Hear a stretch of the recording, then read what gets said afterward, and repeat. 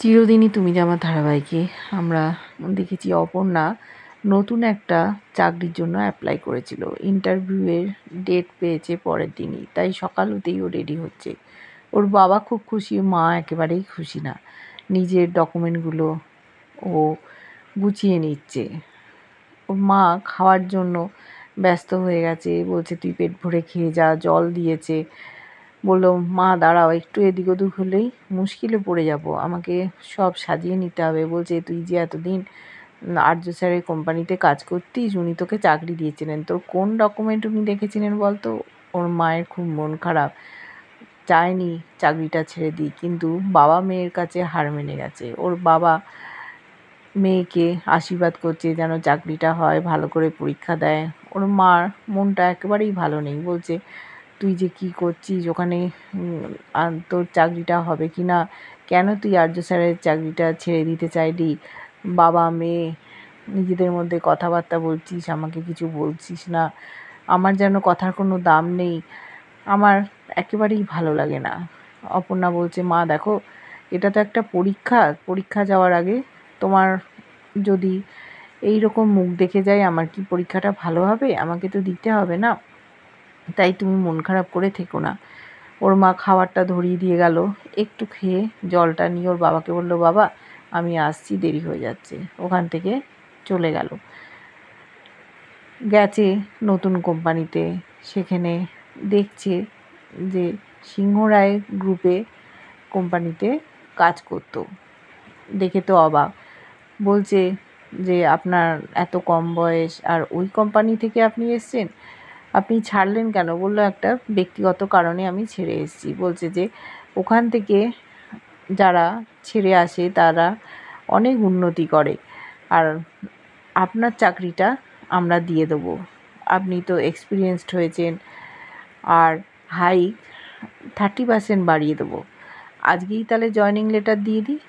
মনে মনে কষ্ট পাচ্ছে, আর্য স্যারের কোম্পানি ছেড়ে দিচ্ছে, আর কোনো দিন দেখা হবে না, ওটা মেনে নিতে পারছে না। ও বলছে, স্যার আজকেই? বলছে, কেন, কোনো কি অসুবিধে আছে? অপেক্ষা ওর অনেক। এদিকে দেখেছি ও যখন সকালে বাড়ি থেকে বেরিয়ে গেছে, ওর বাবাও কাজে জয়েন করতে যাচ্ছে। ওর মা আটকাতে পারেনি, বলছে, দেখো, যখন আমি বেঁচে গেছি আমাকে খেটে খেতে হবে, ঘরে থেকে আমি কি করব? পাড়ার লোকজন বলছে, আপনি আজকেই জয়েন করছেন? বলছে, হ্যাঁ, কি করব, খেতে তো হবে, ঘরে থাকবো আর ভালো লাগবে না। যখন বেরিয়ে যাচ্ছে সেই সময় একটা গাড়ি এসে থেমেছে।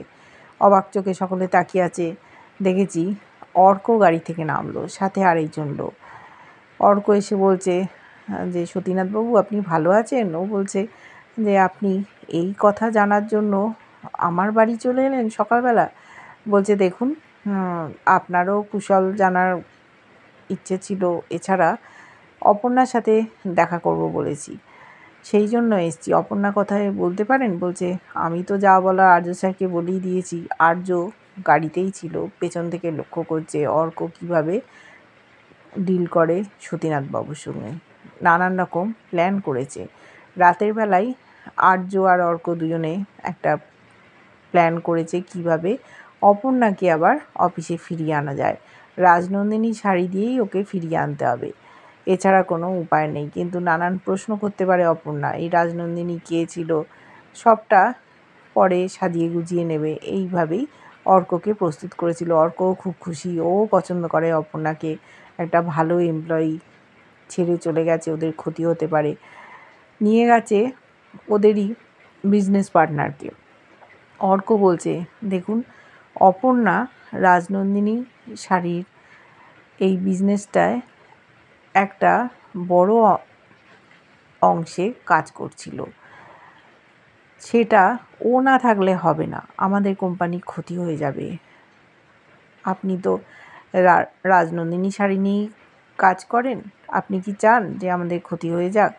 ও এই প্রজেক্টটায় ছিল, ওর হাত দিয়েই এই শাড়ির অনেক বড় লাভ হতে পারবে, লঞ্চ করবে। ও ছাড়া আমরা এই প্রজেক্টটা নিয়ে এগিয়ে যেতে পারবো না। আর যে এসছে ওদের বিজনেস পার্টনার, বলছে যে অপর্ণা বসু আগেরবার যে পথ দেখিয়েছিল তাতে আমাদের অনেক লাভ হয়েছিল, তাই এই প্রজেক্টটাতেও অপর্ণা বসুকেই চাই। ওর বাবা তো অবাক হয়ে যাচ্ছে, বলছে অর্ক আপনার মেয়ে এইসব করবে, অনেক উন্নতি করবে, আপনি কি চান না? তখন আর না করতে পারেনি, বলছে যে আমার মেয়ে করবে, আমার অপু এইসব কাজ করবে। এতদিন আমি বুঝতে পারিনি রাজনন্দিনী শাড়ি তো আমাদের রুজি রোজগারের একমাত্র উপায়, তাই আমি আমার কথাটা তুলে নিলাম। ঠিক আছে, অপর্ণা আপনাদের সাথেই কাজ করুন। তা অপর্ণা কোথায় আছে? বলল চলুন। গাড়ি করে ওর বাবাকে নিয়ে চলে গেল যেখানে অপর্ণা গেছে। বলে গেছে আমি সল্টলেকে যাচ্ছি, সেখানেই অফিস, অনেক দূর যেতে হবে, তাই আগে বেরিয়েছিল। ও অপেক্ষা করছে যদি আর্য স্যার এসে ওকে বারণ করে। এদিকে তো ওর ইন্টারভিউ হয়ে গেছে, জয়নিং লেটার স্যার দিচ্ছেন। আর্য স্যার পেছন পেছন গাড়িতে করে গেল। দেখেছি উনি যখন জয়নিং লেটার দিলেন, অপর্ণা সাইন করতে যাচ্ছিল।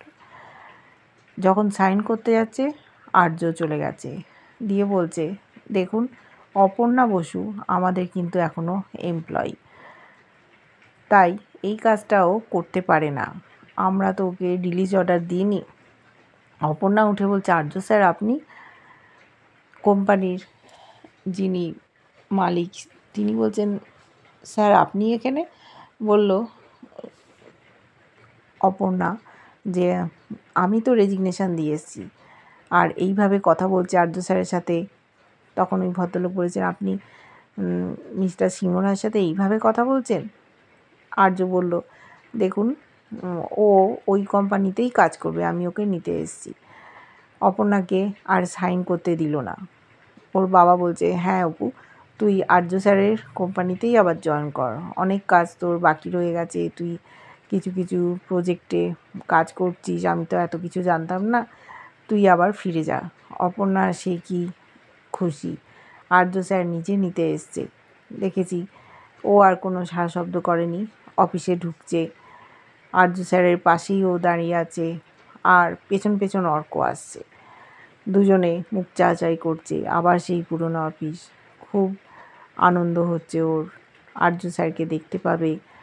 অর্ক আসছে, তারপরেই দেখেছি কিঙ্কর ঢুকছে, কিঙ্করের মুখটা ভার। আবার অপর্ণা অফিসে চলে এলো, আর্য নিয়ে এলো। আর্য তো বলেই ছিল আমি যে করে হোক নিয়ে আসবো।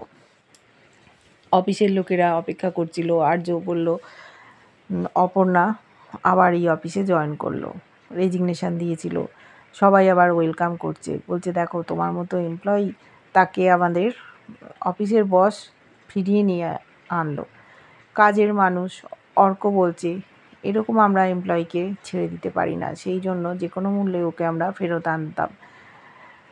ওদের প্রজেক্টটা শুরু হয়েছে, অনেক পিছিয়ে গেছে, অপর্ণা অনেক বিপদে পড়েছিল, সেই জন্য। অর্ক বলল আজকের মধ্যে আমাদের কাজটা শেষ করে দিতে হবে।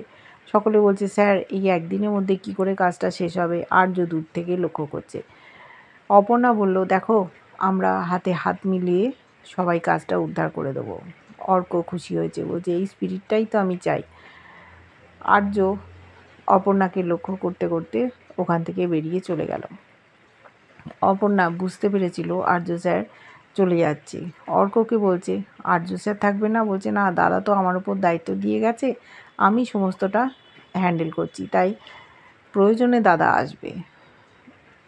ওয়েলকাম করেছিল কিঙ্কর আর্যকে, কিন্তু আর্য বলছে আমি আমার কথা রাখি, আমি আর অফিসে থাকবো না, অর্ক যা করার করবে।